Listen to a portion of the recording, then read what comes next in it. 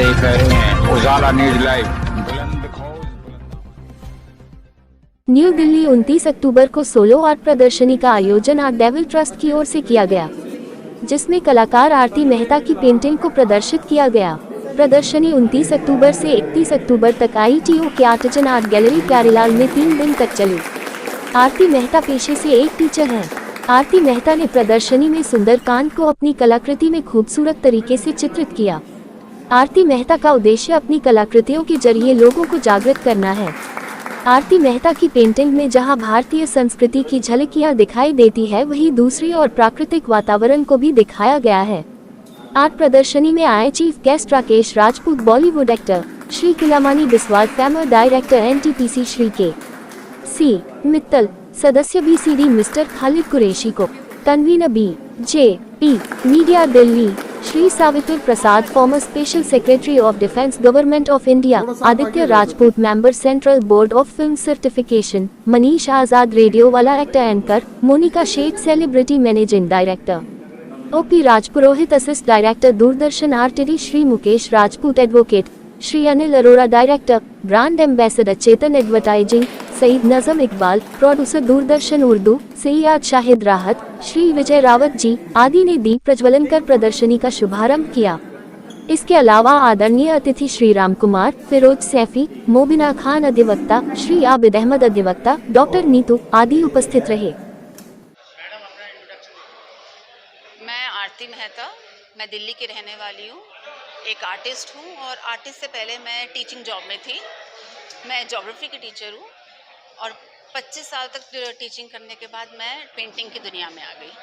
आज solo exhibition जो आपका चल रहा है दिल्ली में 3 दिवसीय, इसका क्या मकसद है? मेरा जो सोलो एग्जीबिशन लगा है आर्टिजन आर्ट गैलरी में, इसका टॉपिक ही, टाइटल ही रामेष्ट है।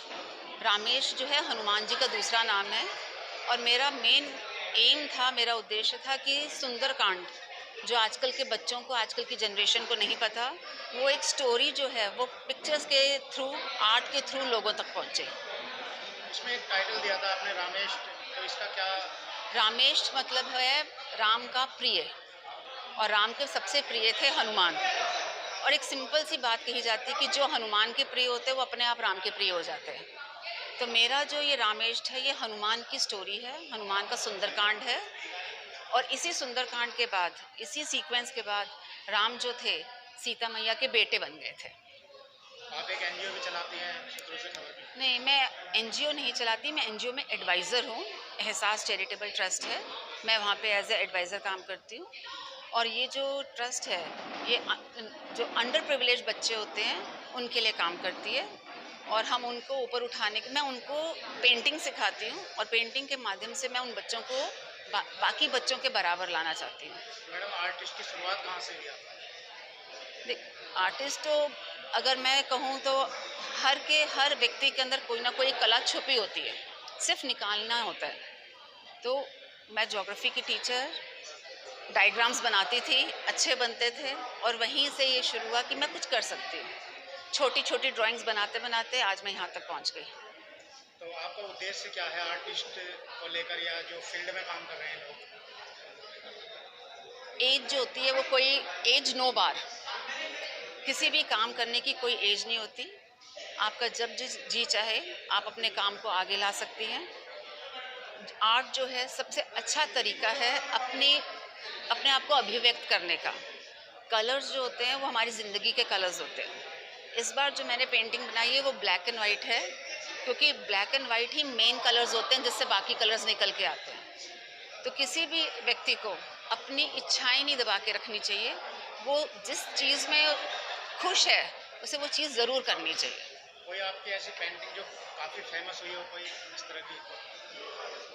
मेरी बहुत सारी पेंटिंग्स फेमस हुई हैं, सबसे पहले मैं विजय राज जी का शुक्रिया करना चाहता हूँ जो मीडिया से हैं, जय भीम समाचार से, रजनीश जी हैं, तेजवीर जी हैं, और समय समय पर जो है जो कवरेज करते रहते हैं, प्रमोशन करते रहते हैं हमारे इवेंट का।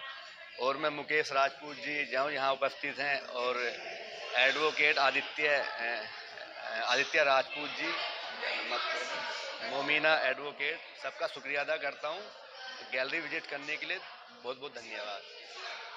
नमस्कार, मैं लोधी राकेश राजपूत, फिल्म एक्टर। आज मैं दिल्ली आया मेरे छोटे भाई आरिफ कुरैशी जी, आदित्य राजपूत एडवोकेट जी के निवेदन पे, और ये एग्जीबिशन देख के मुझे बड़ा अच्छा लगा। जो एग्जीबिशन जिन्होंने ये तैयार की है उनका नाम है आरती मेहता, और देख के मुझे बड़ा अच्छा लगा। उनको मेरी दिल से बहुत बहुत शुभकामनाएं, बहुत बहुत बधाई। और ऐसी एग्जीबिशन पहले भी हमारे भाई आर्ट डेविल के नाम से आरिफ कुरैशी साहब बनाते रहे हैं, लोगों को रूबरू कराते रहे हैं। उनको भी मेरे दिल से उनको बहुत बहुत शुभकामनाएं हैं, बहुत बहुत बधाई है। और मैं सभी लोगों से कहता हूं कि आर्ट प्रेमियों को, जब ये सब लोग ऐसे मेहनत करते हैं तो सबका सहयोग, सबका साथ, सबका विकास होना चाहिए।